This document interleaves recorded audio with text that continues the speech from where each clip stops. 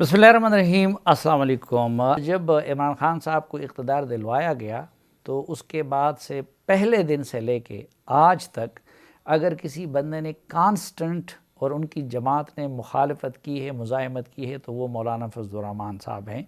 Peoples party और मुस्लिम league नून के यहाँ उतार चढ़ाव आता रहा, लेकिन मौलाना साहब मुस्तकिल मिजाजी के साथ उस हुकूमत की मुज़ाहमत करते रहे। इसलिए हमने न सिर्फ ये कि ज़रूरी समझा बल्कि मिन्नत करके मौलाना साहब को मजबूर किया कि वो भी अपना मौक़िफ़ सामने रख दें कि वो क्यों अदम एतमाद ला रहे हैं। तो आइए नाज़रीन, गुफ्तगू का आगाज़ करते हैं PDM के सरबराह और जमीयत उलमा इस्लाम के सरबराह जनाब मौलाना फजलुर रहमान साहब से। पहले तो ये जानना चाहूँगा कि अदम एतमाद की तहरीक आप लोगों ने टेबल की, तो आप किस बुनियाद पे मुतमईन हैं कि ये कामयाब हो जाएगी? क्योंकि ख़ान साहब तो कहते हैं कि ये नाकाम भी होगी और नाकाम होने के बाद मैं फिर मौलाना से भी निपटूँगा और नवाज़ शरीफ से भी निपटूँगा और शहबाज शरीफ से भी निपटूँगा, बोल कहते हैं इन सबको जेलों में डालूँगा। देखिए, बुनियादी बात यह है कि हमने इस हुकूमत को तस्लीम ही नहीं किया और 2018 के इंतखाबात के नताइज को हमने आवाम के मैंडेट पर डाके से ताबीर किया था, उसको तारीख़ की बदतरीन धांधली करार दिया था जी। और ये सिर्फ हमारा मौक़िफ़ नहीं था बल्कि 48 घंटे के अंदर अंदर मुल्क की तमाम सियासी जमातें इकट्ठी हुईं और सब ने इस बात पर इत्तेफाक किया कि इलेक्शन में धांधली हुई है। उन्होंने मुल्क को जिस अंदाज से चलाया है, अगर हम इन 3.5 सालों का या पौने 4 सालों का हिसाब लगा लें तो किसी शोबे में कोई एक नाखून बराबर आगे बढ़ना और तरक्की करना, इसकी कोई चीज़ कोई तो हमें समझा दे। जब पार्लियामेंट जाली था, इलेक्शन जाली था, तो अब उस पार्लियामेंट में, और इसलिए आपकी राय भी ये थी, इसलिए आप पहले धरना भी लेके आए थे, तो उस पार्लियामेंट के फोरम को इस्तेमाल करके किस उम्मीद के साथ अदम एतमाद ला रहे हैं? सारी अपोजिशन APC में जमा होती थी, मुशावरत होती थी और इस दौरान में जब हमने मुल्क के अंदर मिलियन मार्च का आगाज़ किया तो सारे तमाम जमातों के कायदीन उस मुशावरत में शरीक होते थे।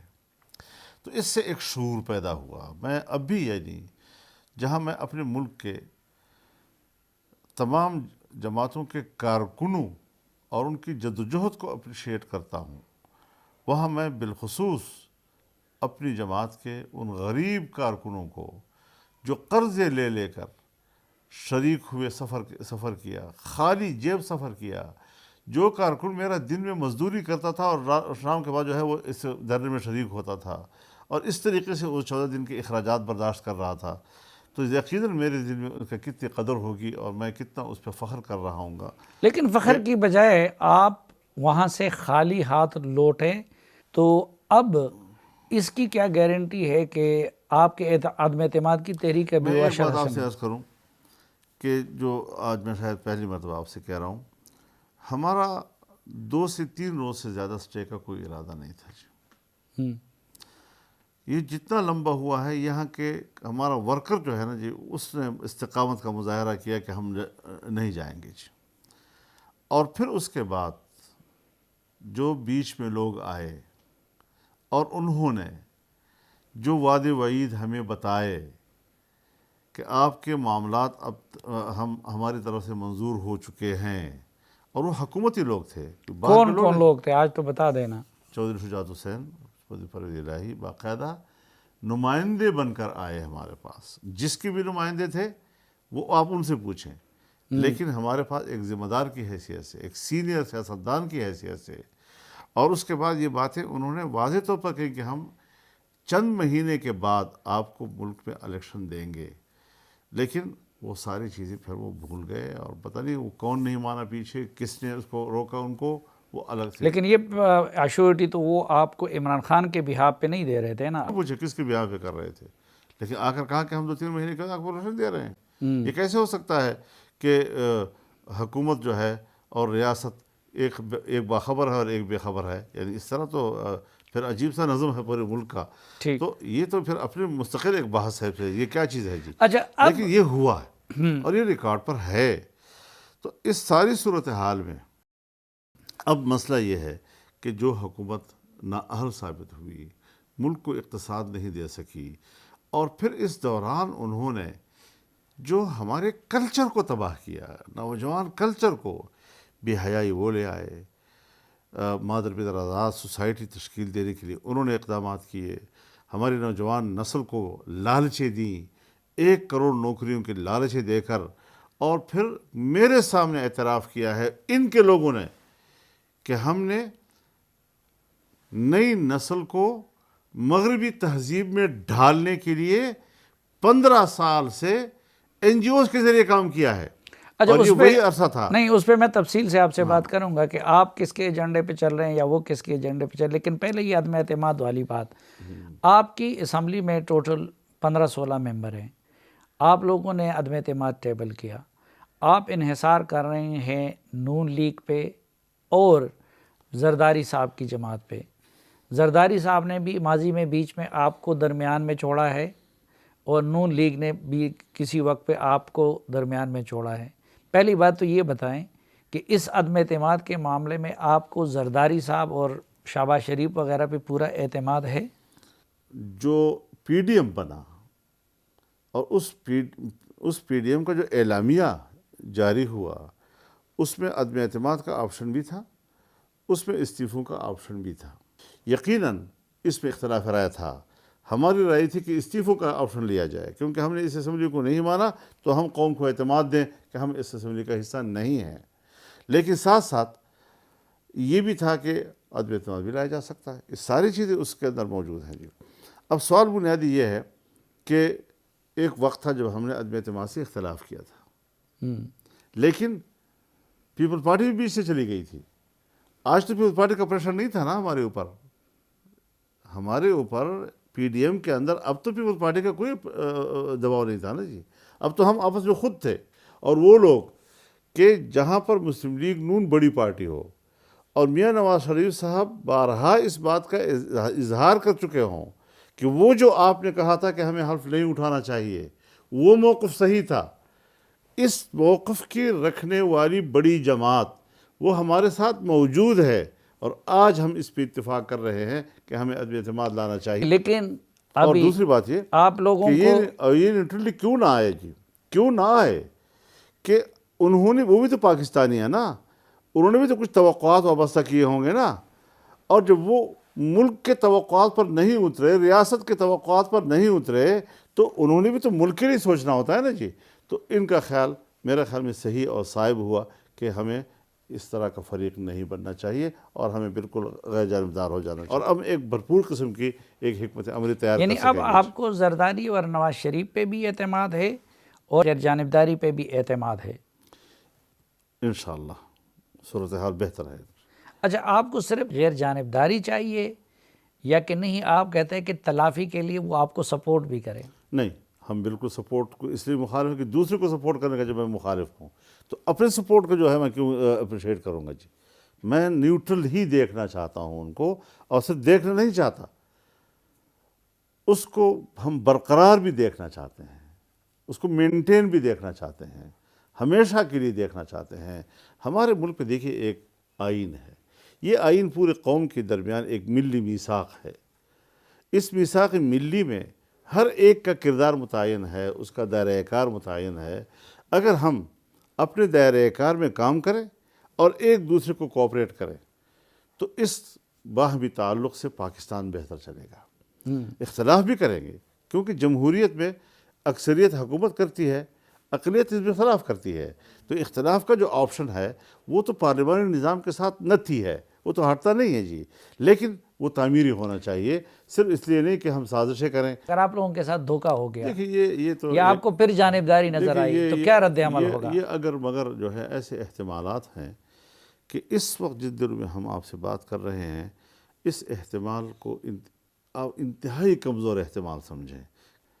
تو جو گزشتہ 3 ساڑھے 3 سال سیاسی جماعتوں اور فوج کے درمیان ایک اختلاف رائے کا ماحول رہا، ایک گلے شکووں کا ماحول رہا، تو اب اگر وہ سمٹ رہا ہے تو دوبارہ اس طرح کا ماحول دوبارہ واپس لانا، یہ ان کی بھی فلسفے کے ویسے مطابقت نہیں رکھے گا، یہ ان کے مفاد میں بھی نہیں ہوگا جی۔ لہٰذا جب کوئی چیز میں آپ کے ساتھ، ٹھیک ہے ایک زمانہ میرا اور آپ کا گلے شکوے ہوں گے، پھر ہم ایک دوسرے کے ساتھ گلے شکوے ختم فاٹا مرجر پہ تو ہم لڑے صحیح قریب ہو جاتے ہیں۔ اب قریب ہونے کے عمل جب ہمارا ہوتا ہے، اس کے بیچ میں نہ آپ کسی حادثے کے متحمل ہوں گے نہ میں کسی حادثے کا متحمل ہوں گا، یہ ایک انسانی اور قدرتی عمل ہے۔ تو اس حوالے سے ملک کے اندر ایک جو دوبارہ یکجہتی بحال ہو رہی ہے، ہم اس کو سپورٹ کرنا چاہتے ہیں۔ تو پھر اگر تعداد پوری ہے یہ سب کچھ، تو عمران خان صاحب کہہ رہے ہیں کہ ہمارے ایک ممبر کو 20 کروڑ روپے آفر کیے ہیں، اور انہوں نے کہا لے لو ان سے پیسے، تو پھر پیسہ کیوں لگا رہے ہیں آپ؟ تو وہ کیا کہتے ہیں، پیسے لے لو نا، یہی کہے گا نا۔ ہاں تو پیسے کی سیاست وہ کر رہا ہے نا، تو کیا اعتبار ہے اس کے سچ کی؟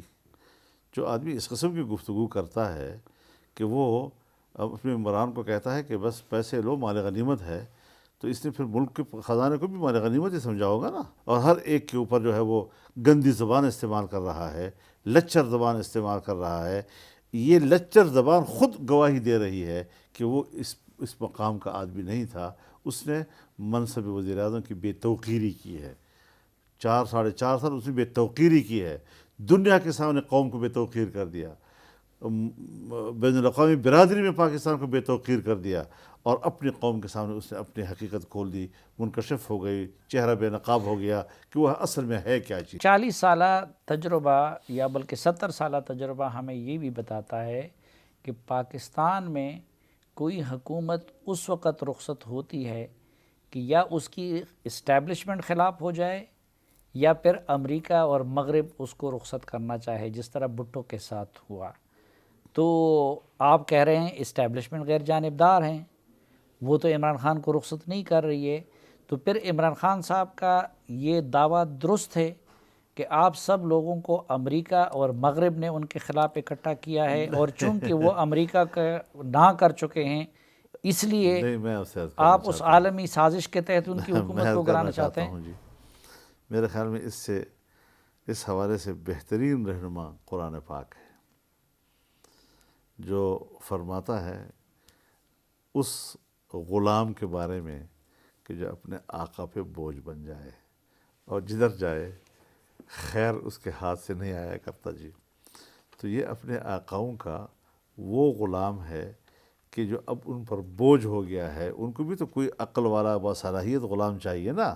آپ کہتے ہیں اندرونی اور بیرونی آقاؤں کے لیے بوجھ بن چکا ہے، تو یہ تو پھر آپ عمران خان کے دعوے کی تصدیق کرتے ہیں نا کہ وہ امریکہ وغیرہ کے لیے بوجھ بن چکے، تو امریکہ نے آپ لوگوں کو آگے کیے کہ اس کو رخصت کریں؟ جب امریکہ وہ ان کی بھی ایک سیاست ہوتی ہے دنیا سے جی۔ یہاں پر بھی حضرت بات بنیادی یہ ہے کہ ہم وہ لوگ ہیں، اور آپ کے سامنے وہ شخص بول رہا ہے جس کو اپنی تاریخ 100 سال 150 سال کی تاریخ اس کی شخصیت پر گواہی دے رہی ہے کہ جس کو اینٹی استعمار کہتے ہیں۔ مجموعی جو فکر اور ذہن ہے وہ وطن کی آزادی ہے، آزادی کا تصور وہ ہم سے کوئی چھین نہیں سکتا، اور اس آزادی کے لیے دنیا کی کوئی قوت بھی اگر خطرے کا باعث اچھا وہ بنتی یہ ہے کہہ رہے تو ہیں کہ ہمیں میدان میں دیکھتی میں ہے۔ چونکہ چین کی طرف گیا ہوں، روس کی طرف گیا ہوں، امریکہ اور مغرب کو نہ کر دیا ہے، اس لیے وہ میرا مخالف ہو گیا ہے، آپ لوگ میرے خلاف۔ اس کا جواب بھی آپ سے لینا ہے، لیکن ایک مختصر سے وقفے کے بعد۔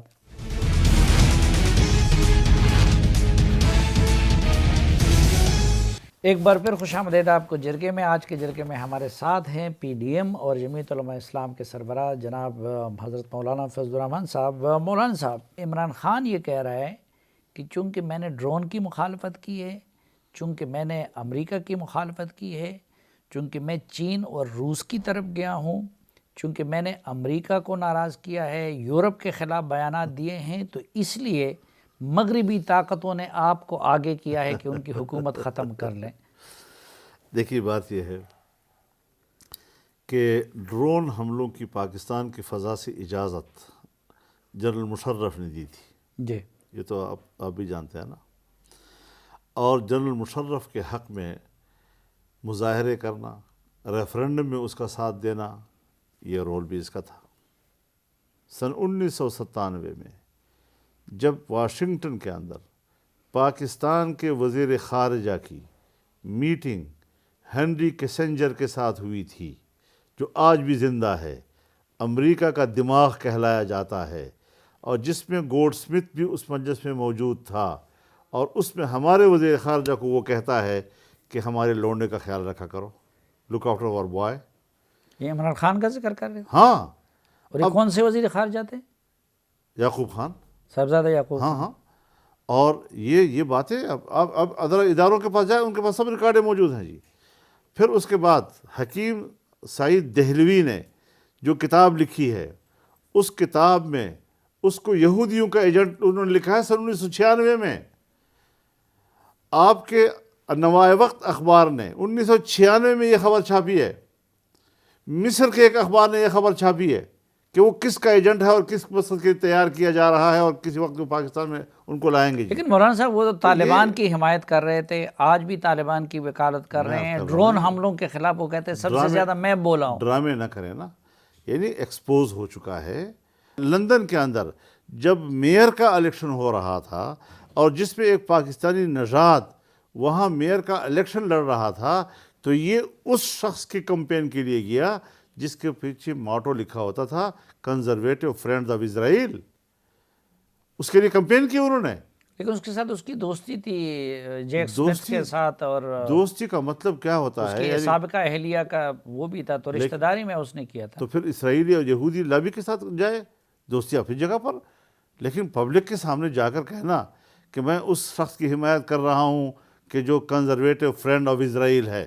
لیکن مولانا صاحب دیکھیں، ڈرون حملوں کے خلاف مستقل وہ کیمپین چلاتے رہے، جبکہ وہ کہتے ہیں کہ نواز شریف اور زرداری کے دور میں سینکڑوں ڈرون حملے ہوئے، لیکن یہ لوگ اس لیے مخالفت نہیں کر سکتے کیونکہ ان کی جائیدادیں ادھر ہیں.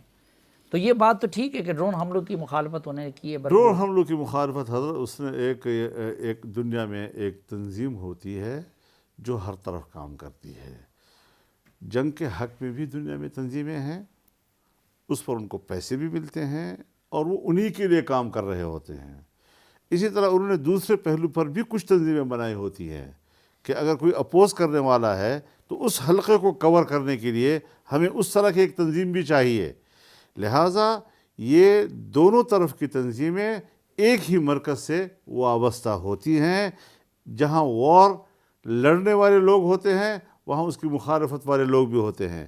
چونکہ پاکستان کے اندر اینٹی امریکنزم موجود ہے، چونکہ یہاں پر امریکہ کی مخالفت کا نعرہ مقبول ہے، چونکہ ڈرون کے خلاف پوری قوم جو ہے اس کا ایک فکر تھا، لہٰذا انہوں نے اس بین الاقوامی آقا کے اس کردار کو کہ جس پہ وہ پبلک کو اعتماد میں لیتا ہے اور کنٹرول کرتا ہے، وہ ذمہ داری اس نے. لیکن وہ کہتے ہیں نواز شریف اور زرداری کے دور میں سینکڑوں ہوئے، جب سے میں وزیر اعظم بنا ہوں ایک بھی نہیں ہوا، کیا ایک ڈرون حملہ بھی. اور کہتے ہیں اگر ہوا تو میں نے اپنے ایئر فورس کو حکم دینا ہے کہ گرا دیں. جس وقت اس کی حکومت آئی اس وقت تک قطر میں مذاکرات شروع ہو چکے تھے جی، طالبان کے، امارات کے اور امریکہ کے جی. اور جس وقت ان کے مذاکرات چل رہے تھے تو یہ چیزیں کم ہوتی جا رہی تھی جی، اور پھر ختم ہو گئی جی. عمران خان اتنا تکڑا آدمی ہے کہ امریکہ کو روک سکتا ہے؟ اگر یہ اتنا بڑا طاقتور ہے تو کشمیر کیسے چلا گیا ہم سے؟ انڈیا نے تو کشمیر پہ قبضہ کر لیا، اور یہ یہاں پر کہہ رہا ہے کہ مودی صاحب جو ہیں وہ آئیں گے تو کشمیر کا مسئلہ حل ہو جائے گا. حل اس طرح کرانا تھا. یہ قوم کے ساتھ غداری، کشمیریوں کے ساتھ غداری، کشمیر کو بیچنے کا جرم، یہ غداری کے زمرے میں نہیں آتا. اور اس قسم کے فیصلے جو انہوں نے کیے ہیں، یہ فیصلے حضرت کسی قیمت میں بھی، یہ نعرے اب ایکسپوز ہو چکے ہیں، یہ بیانیہ اس کا ایکسپوز ہو چکا ہے. مولانا صاحب اب تکلف نہ کریں اس بات کا. اچھا نہیں، تکلف نہیں. اب دیکھیں وہ کہتے ہیں امریکہ نے مجھ سے اڈے مانگے، میں نے ان کو کہا ایبسلیوٹلی ناٹ. وہ کہتے ہیں جھوٹ بولتا ہے. امریکہ نے اس سے اڈے مانگے ہی نہیں ہیں. یہ صرف اس سے ایک صحافی سے سوال کروا کے یہ ایبسلیوٹ ناٹ والی بات جو اس نے کی، یہ صرف ایسی مفروضہ ہے کہ جس کی کوئی حقیقت اس وقت موجود نہیں تھی. کہ امریکہ نے اڈے نہیں مانگے، انہوں نے انکار نہیں کیا. نہیں مانگے. آئی ایس آئی کی چیف نے ہم بریفنگ دی کہ امریکہ نے اڈے نہیں مانگے. تو آئی ایس آئی کی چیف سے بڑھ کر اور کون سا مدد ہو سکتا ہے؟ جو عمران خان کا اپنا نیشنل سیکورٹی ایڈوائزر ہے معید یوسف، اس نے خود بیان دیا کہ اڈے نہیں مانگے. تو اس کا اپنا ایڈوائزر بھی کہتا ہے کہ میں نے نہیں اڈے نہیں مانگے امریکہ نے. اس کا ISI کا چیف بھی کہتا ہے کہ اڈے نہیں مانگے. اس نے کس شوشا کے لیے اور کس نمائش کے لیے یہ لفظ کہا؟ عجیب بات ہے. امریکہ کا مخالف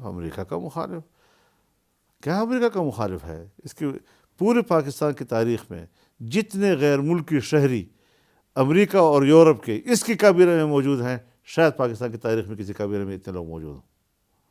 اور پھر بھی کہتے ہیں کہ جی وہ تو امریکہ کا مخالف ہے.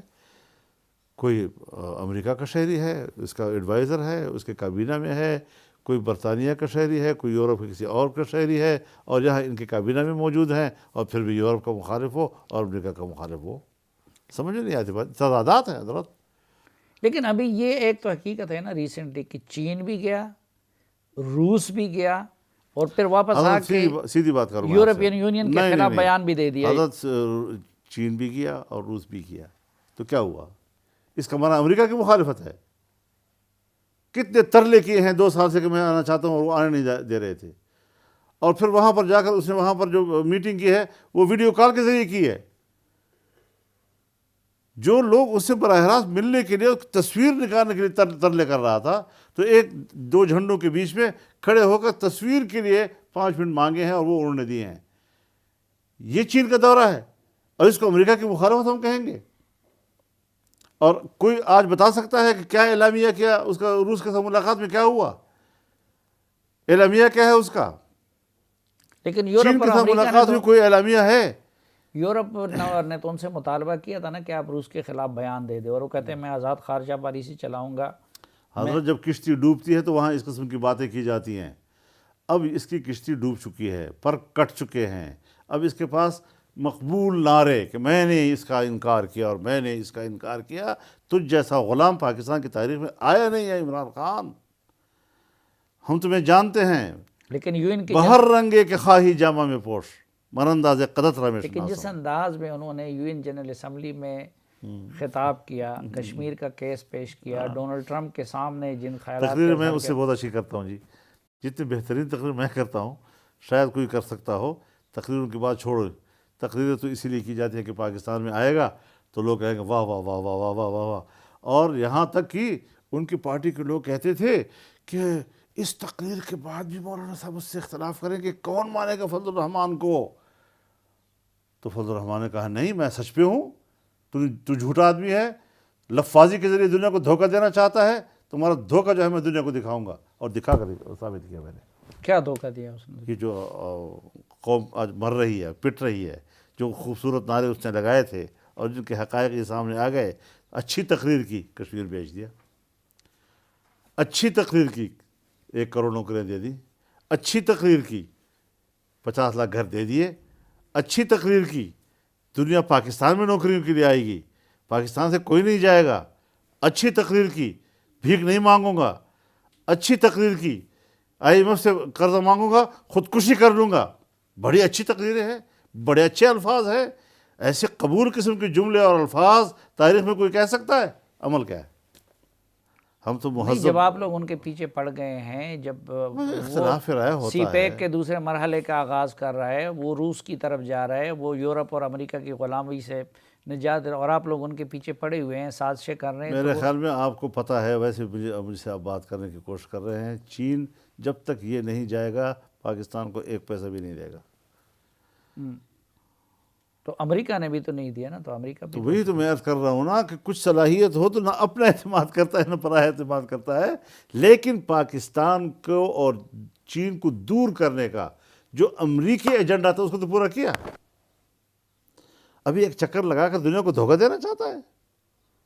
دھکا تو ساری دنیا میں چلتے ہیں. ایک واحد حکمران ہے، طالبان کو آپ سے جوڑا جاتا رہا کہ جن کی وکالت عمران خان کر رہے ہیں، ان کی حکومت کو سپورٹ کر رہے ہیں. اس تناظر میں تو آپ کو عمران خان کا دست و بازو بننا چاہیے. وہ ایک فحاش معاشرہ پیدا کرنے کے لیے آیا ہے. مجھے خود ان کے لوگوں نے کہا ہے کہ پشتون بیلٹ میں مذہب کی جڑیں گہری ہیں اور ان گہری جڑوں کو اکھاڑنے کے لیے ہمارے پاس اس سے زیادہ مناسب آدمی اور نہیں تھا. یہ کس نے کہا؟ یہ 2013 میں کہا تھا ایک وفد نے. ناظرین ایک مختصر سی بریک اور واپس آئیں گے تو مولانا فضل الرحمان صاحب کے ساتھ گفتگو کا سلسلہ جاری رکھیں گے، ہمارے ساتھ رہیے۔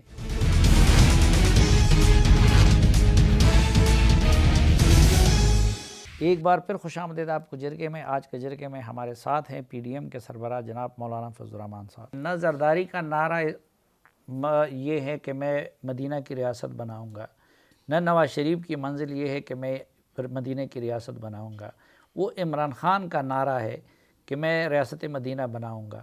اس عمران خان کی بجائے آپ اس زرداری اور نواز شریف سے مل کے ان کی حکومت کیوں گرانا چاہتے ہیں؟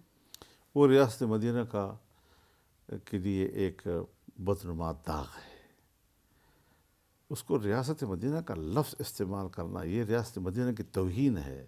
ان کا کردار، ان کی غلاظتیں، ان کی فحاشیاں، ان کی عریانیاں اور ایک گندی تہذیب اور بھوک پیاس نااہلیاں، یہ مدینہ کی ریاست کے نمائندے بن سکتے ہیں؟ صافی صاحب کوئی اللہ کا خوف کرے۔ جب آپ ریاست مدینہ کا لفظ استعمال کر کے ان کی طرف منسوب کرتے ہیں، میں تو لرز جاتا ہوں کہ اللہ یہ مدینہ نہیں، وہ دن رات اس کا ذکر کرے کرتے بھلا، ہیں، کرے، وہ کہتے ہیں میں اس کے لیے کوشش کر بابا رہا ہوں۔ کرے۔ میں ماضی میں نہیں جانا تھا، ضیاء الحق کے اسلام کے ساتھ بھی اس کا بھی اسلام ہم نے سنا تھا، کوئی ہمیں متاثر نہیں کر سکتا ان چیزوں کے ساتھ۔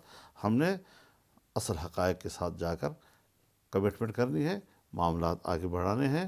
یہ آدمی جو ہے یہ ایک زہر ہے اور پاکستانی سیاست کا غیر ضروری عنصر، میں اول دن سے کہہ رہا ہوں، اور پاکستان آج قوم بھی، ملک بھی، ریاست بھی بھگت رہی ہے جب اس کے الفاظ پہ ہم نے اپنے دھوکے کھائے ہیں۔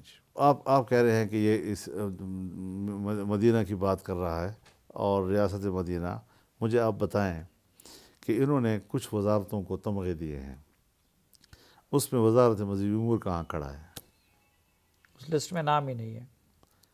یہ ہے اس کا مذہبی امور اور ریاست مدینہ کی توقیر جو انہوں نے دی ہے۔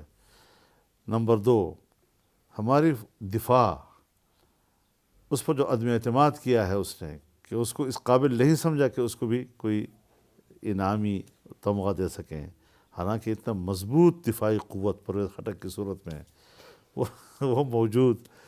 اور پھر آج بھی اسلامی نظریاتی کونسل وہ مکمل نہیں ہے جی، اور آج بھی ہماری پاکستان کے شریعت کورٹ مکمل نہیں ہے، اس میں 2-3 علماء جو گنجائش ہے نہیں بھرتی کر رہے۔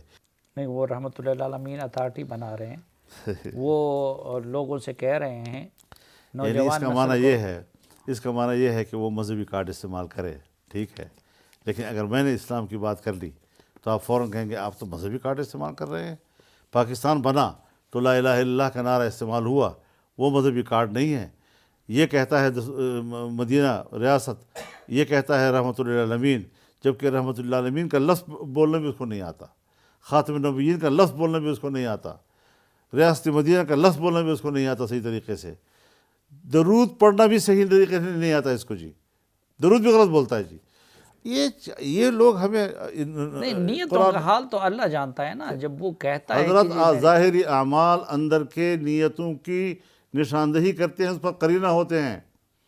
آپ کہتے ہیں ان الذین آمنوا، تو ایمان تو اندر کی چیز ہے نا، لیکن وہ عامل الصالحات ہے، یہ اس اندر کی چیز کی تصدیق ہوتی ہے۔ لیکن مولانا طارق جمیل صاحب اور نور الحق قادری صاحب جیسے لوگ وہ کہتے ہیں کہ جی عمران خان صاحب اس کے لیے کوشاں ہیں۔ میرے نزدیک وہ قابل رحم ہے، میں اس پر تبصرہ نہیں کرنا چاہتا۔ نہیں تو آپ یہ سمجھتے ہیں کہ یہ مذہبی کارڈ کا استعمال ہے، وہ اس میں کوئی سنجیدہ نہیں ہے؟ بالکل بھی نہیں ہے، بالکل کاز ہی نہیں ہے، اس کا ایجنڈا ہی اس کے خلاف ہے۔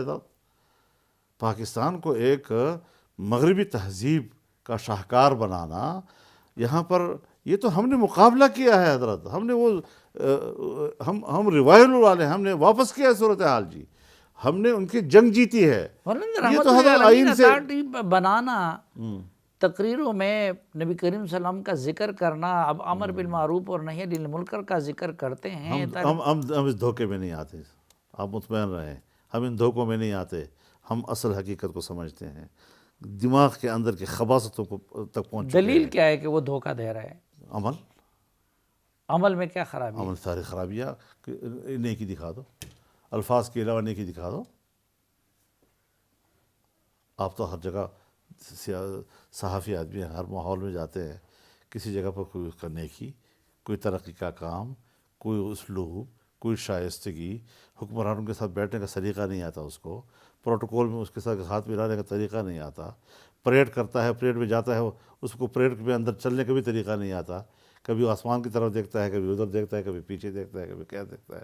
کوئی ایک جگہ تو سلیقہ ہو نا اس کا، تو کوئی سلیقے کا آدمی ہونا چاہیے پاکستان میں یار۔ کمزوریاں ہم سب کے اندر ہیں، لیکن بہرحال کچھ چیزیں ہونی چاہیے کہ جس کو کم از کم ہم کہہ سکیں کہ اس منصب پر اور اس کرسی پر جب آپ بیٹھے ہیں تو آپ سے اس کرسی کا ویلیو بیٹھتا ہے جی۔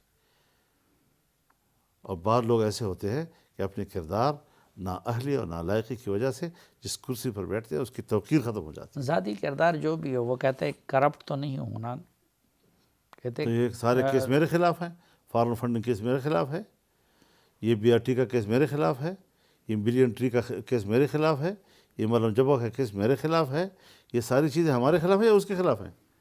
وہ کہتے ہیں آپ کے اربوں کی پراپرٹی ہے، لیکن جب نیا بنے آپ کو گرفتار کرنا چاہا تو تو آپ میں نے تو ان کو حضرت بلیک میل میں تو حضرت 2010 کے بعد سے اس کے خلاف ہوں، باقاعدہ عملی طور پر جی، اور 2013 میں اس کی حکومت بنی صوبے میں، اور میں بھی اسی صوبے کا رہنے والا ہوں، اور پھر اب دوبارہ 4 سال گزار دیے اس نے، اور میں اب بھی اس کے صوبے میں رہنے والا ہوں، اور ملک کے اندر بھی اس کی حکومت ہے، تو میں بھی ملک کے اندر رہنے والا ہوں، اور میں نے کبھی کسی زمانے میں باہر کافی جایا کرتا تھا، تم آپ بھی مجھے کبھی تعین دیتے تھے کہ پاکستان کے دورے پہ آئے ہو، لیکن اس دور میں تو میں باہر بھی نہیں گیا ہوں، ملک کے اندر لڑ رہا ہوں، تو ہمت ہے تو آگے آئے نا، ہمت ہے تو آگے آئے۔ لیکن آپ مدرسوں کے طلباء کے استعمال کرتے ہیں اپنے آپ کو بچانے کے لیے اور اپنے سیاست کے تو لیے۔ بھی یوتھ ونگ کو استعمال کرتا ہے، مدرسے کے طلباء اگر نوجوان ہیں اور میرا نوجوان مجرم ہے اور وہ غلط کر رہا ہے تو اس کا یوتھ کیا کر رہا ہے؟ وہ بھی تو نوجوانوں کی بات کرتا ہے، اسٹوڈنٹس کی بات کرتا ہے، چھوکروں کے اوپر اس کی پوری سیاست کا دار و مدار لگا ہوا ہے، کوئی سنجیدہ آدمی اس کے قریب جانے کو تیار نہیں ہے۔ لیکن آپ تو اسلام اور 73 کی آئین کی بات کر رہے تھے، تو اب یہ کیوں دھمکیاں دے رہے ہیں کہ جی ہمارے گھروں میں بھی ڈنڈے پڑے ہوئے ہیں؟ ہاں، جو آدمی مجھے دھمکی دے گا کہ میں اگر عدم اعتماد ناکام ہو گئی تو میں تم سے نمٹ لوں گا، یعنی پھر اب تک قانون نہیں ہے ہمارے خلاف، لیکن پھر اس کے بعد جب آپ بچ جائیں گے تو آپ کے پاس قانون کا غلط استعمال کا آئے تو پھر ہمارے پاس بھی کوئی اپنی چوڑیاں نہیں پہنی ہوئی، یہ بتا دوں میں آپ کو جی، ہم تو خدا سے پھر ایسے مواقع کبھی مانگتے بھی ہیں، لیکن ہم شریعت کے حکم کے پابند ہیں کہ کسی دشمن کا سامنا کرنے کی خواہش نہ کیا کرو، جس کی وجہ سے ہم ذرا خاموش رہتے ہیں، اپنے آپ کو نون لیگ کنٹرول کو کرتے ہیں۔ وزارت عظمیٰ ملے گی، پیپلز پارٹی کو اسپیکرشپ ملے گی، آپ کو کیا مل رہا ہے؟ صرف بغض نہیں، عمران کسی ہے؟ کو کچھ نہیں ملے گا، وہی فیصلہ ہوگا جو عوام کریں گے، عوام کیا فیصلہ کرتے ہیں اس کے مطابق جائیں گے ہم لوگ۔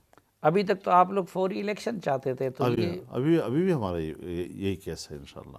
لیکن ایک بات میں عرض کر دوں کہ کچھ چیزیں آپ سوال کریں گے، لیکن آپ کو سوال کرنے کا حق حاصل ہے، لیکن کچھ چیزیں ہم نہیں کہیں گے، اس لیے کہ جو اس وقت ایک ہمارا محور ہے وہ عدم اعتماد ہے، ہم اس پہ کوئی ایسا ایشو نہیں لانا چاہتے کہ جس پر مباحثہ یہ فیصلہ بعد میں ہوگا کہ یہ اسمبلیاں مدت پوری کریں یا نیا یہ الیکشن بات ہو، میں ہوں گے، یہ ساری باتیں اور سینٹ اور اسپیکر کا بھی فیصلہ بعد میں سب ہو، بات میں ہوں گے انشاءاللہ۔